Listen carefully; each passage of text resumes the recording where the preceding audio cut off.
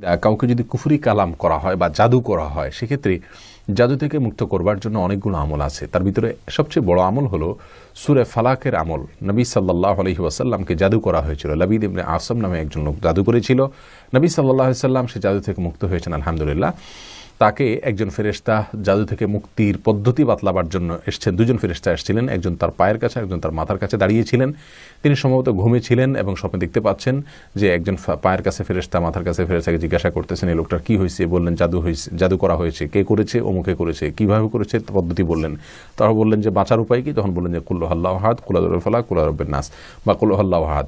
যাই হোক, এই তিন কুলের আমল সকাল সন্ধ্যা যদি পড়া হয় জাদু থেকে মুক্তি পাওয়া যায়। এবং এটা পড়ে শরীরে ফু দেওয়া, পানিতে ফু দিয়ে খাওয়া, এগুলো জাদু থেকে বাঁচার জন্য একটা গুরুত্বপূর্ণ আমল। এর বাইরে জাদু থেকে বাঁচার জন্য যারা রুকিয়া শরঈয়া বা শরঈ ঝাড়ফুঁক করেন কোরআন সুন্নাহর আলোকে, এই সমস্ত মানুষের শরণাপন্ন হতে পারেন। বিস্তারিত তাদের থেকে চিকিৎসা নিতে পারেন। আল্লাহ তাআলা তৌফিক দান করুন।